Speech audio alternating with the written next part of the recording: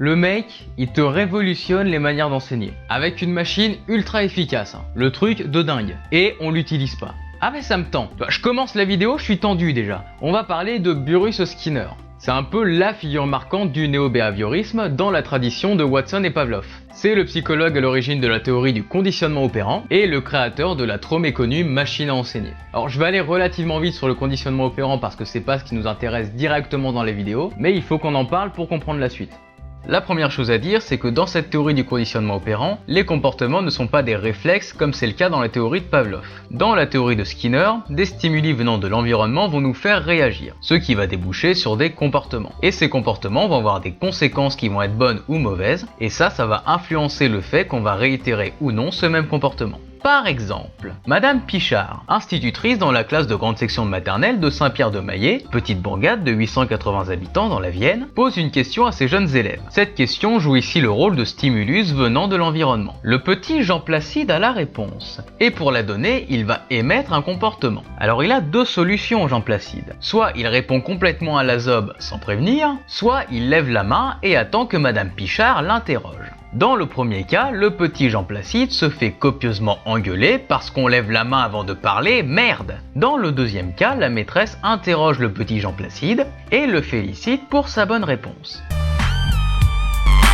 Dans les deux cas, les conséquences vont influencer les futurs comportements de Jean Placide. Ainsi, il y a peu de chances qu'il recommence à sortir une réponse sans lever la main parce qu'il s'est fait engueuler quand il l'a fait, et il y a plus de chances qu'il lève de nouveau la main parce qu'il a été interrogé normalement et félicité pour sa réponse quand il l'a fait. Et ces conséquences, Skinner les classe en deux sortes, les renforcements et les punitions. D'un côté, les renforcements augmentent les probabilités d'apparition d'un comportement, soit par ajout d'un effet positif de l'environnement, soit par suppression d'un effet négatif. Et de l'autre, les punitions diminuent ces probabilités en ajoutant un effet négatif ou en supprimant un effet positif. Bien, donc maintenant qu'on a nos bases, on peut s'attaquer au sujet. Au-delà des recherches théoriques, Skinner s'est aussi attaqué au côté pratique. Il a adapté sa théorie à l'apprentissage chez l'enfant. Et ça lui a permis de mettre au point la machine à enseigner. Alors je dis la machine à enseigner, mais en vrai il en a pas fait une seule. Il y en avait une autre avant qui s'appelait la machine à arithmétique. Le principe, c'est que l'enfant choisissait une réponse à l'aide d'un curseur. S'il avait la bonne réponse, une sonnerie retentissait et il pouvait tourner une manivelle pour passer à la question suivante. Et s'il avait une mauvaise réponse, la manivelle était bloquée et il devait répondre autre chose jusqu'à trouver la bonne réponse.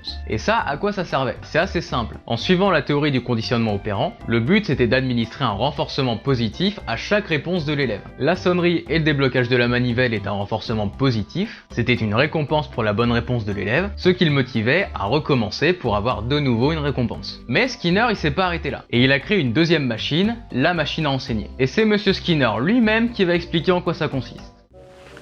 I am B.F. Skinner, professor of psychology at Harvard University. I should like to discuss some of the reasons why studying with the help of a teaching machine is often dramatically effective. With the machine you have just seen in use, the student sees a bit of text or other printed material in a window. This may be a sentence or two or an equation in arithmetic. Some small part is missing, and the student must supply it by writing on an exposed strip of paper. His response may be the answer to a question or the solution of a problem, but generally it is simply a symbol or word which completes the material he has just read. As soon as the student has written his response, he operates the machine and learns immediately whether he is right or wrong. Alors bon, c'est marrant, ça ressemble à une machine à badger Super Badget de Bandai, mais concrètement, à quoi ça sert? Quels sont les avantages que va apporter cette machine? Le premier, c'est que l'élève a immédiatement le résultat. Il sait tout de suite si sa réponse est juste ou fausse. Et ça va l'aider à intégrer les bonnes réponses et à consolider ses connaissances. Et en plus de ça, il n'a pas le stress de l'attente de savoir s'il s'est foiré ou non. Et du coup, ça va rendre son travail beaucoup plus plaisant. Le deuxième, c'est que les élèves sont plus concentrés dans leurs tâches parce que c'est en quelque sorte comme un jeu pour eux. C'est un genre de Flappy Bird si tu veux, t'es poussé à recommencer à chaque essai. Le troisième, c'est que la machine donne la bonne réponse à l'élève et il va pouvoir comprendre puis apprendre ses bonnes réponses. C'est-à-dire qu'en quelques minutes, il va apprendre à déjouer les pièges des questions, ce qui aurait pris plusieurs jours voire plusieurs semaines avec une méthode de contrôle classique, où il aurait dû faire des exercices, puis peut-être les rendre, attendre la correction, peut-être attendre plusieurs jours pour les refaire, puis faire un contrôle, attendre la correction, etc. etc. Alors qu'ici, tout se passe en quelques minutes. Le quatrième, c'est que l'élève avance à son propre rythme. Quand on fait des exercices en classe, chaque élève doit avancer au rythme de la classe ou au rythme du professeur. Et donc, il y a des élèves qui s'ennuient parce que c'est trop lent pour eux, et des élèves qui sont complètement à la ramasse parce qu'au contraire, ça va trop vite. Alors que les machines à apprendre sont individuelles, et donc chaque élève va à son propre rythme. Le cinquième, c'est que les questions sont organisées de telle sorte que l'avancée de l'apprentissage se fait vraiment progressivement. Chaque question ou chaque problème représente une étape dans la compréhension finale du sujet étudié, et ces étapes sont très peu distantes les unes des autres. Et ça évite que l'élève soit perdu parce qu'il n'a pas compris un détail du cours essentiel pour comprendre la suite. Alors ça, c'est un avantage qui est pas propre à la machine en elle-même, parce que c'est en rapport avec le contenu des questions et des problèmes. Mais c'est pour dire que Skinner avait vraiment pensé à tout dans sa méthode. Le sixième, c'est que l'élève avance à son rythme, et cette fois-ci non pas en termes de vitesse, mais en termes de progression. Un élève qui rate un exercice en classe parce qu'il est absent prend du retard sur ses camarades. Avec la machine, c'est pas le cas, puisqu'il peut reprendre là où il s'était arrêté. En gros, chaque élève pourra avoir sa propre sauvegarde. Le septième, c'est le rendement, autrement dit le temps gagné pour apprendre la même chose, ou la quantité de choses apprises en un même temps. Et pour le dernier avantage, je vais d'abord vous mettre une citation de notre camarade Skinner. A third feature of machine teaching is that each student follows a carefully constructed program, leading from the initial stage where he is wholly unfamiliar with the subject to a final stage in which he is competent. Ce qui est intéressant ici, c'est le mot compétent. Le but de Skinner était de faire des élèves compétents, par opposition bien sûr à des élèves performants. La différence elle est simple, un élève performant va avoir des connaissances, des méthodes pour une échéance précise, un contrôle par exemple ou un examen terminal, alors qu'un élève compétent va intérioriser ses connaissances de manière durable. Et comme je sais pas si c'est bien clair, on va prendre un exemple.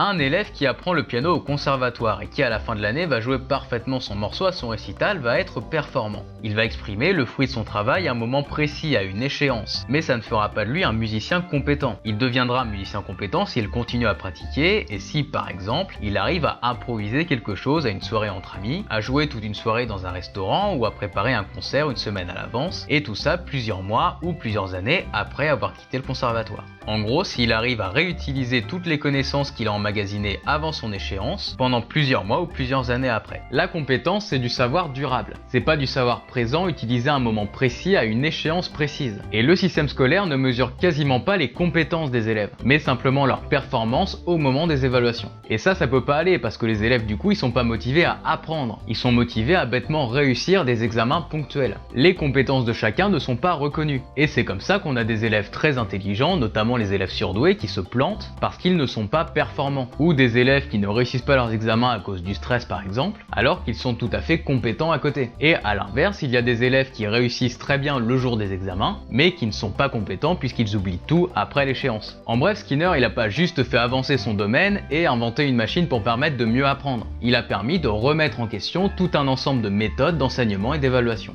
Malheureusement, ce dispositif n'est que très peu utilisé. Alors quand dans l'intro j'ai dit que c'était une méthode qui n'était pas utilisée, j'exagère un petit peu. Personnellement, j'ai utilisé un logiciel équivalent. Alors c'était en CE2, sur un ordi Windows 95. Alors c'était en 2003, donc Windows 95 ça passait. C'est pas le problème. Le problème, c'est qu'on n'a aucune excuse à ne pas développer ce genre de choses. Surtout avec les moyens informatiques qu'on a actuellement. Alors après, attention, même si un jour on met ça en place, il faudra que ce soit très encadré. Il faudra que ce soit à l'aide d'un logiciel géré par l'État, pour éviter que les entreprises se jettent dessus et créent un marché inutile. Et bien sûr, le but ce serait pas de remplacer les cours avec ça. Le but ce serait que les enseignants fassent cours et que ces cours soient complétés par des séances quotidiennes ou hebdomadaires sur des logiciels inspirés des machines de Skinner. C'est-à-dire que l'enseignant apporte les connaissances dans son cours et ces connaissances sont développées, expliquées, approfondies et surtout solidifiées pendant ces sessions sur logiciel. Mais le problème principal, c'est que ça rendrait les élèves davantage compétents et que la sélection par performance est omniprésente dans notre système éducatif. L'instauration de ce genre de système rendrait l'école un cran plus égalitaire. Et malheureusement, on n'est pas encore prêt pour ce genre de choses.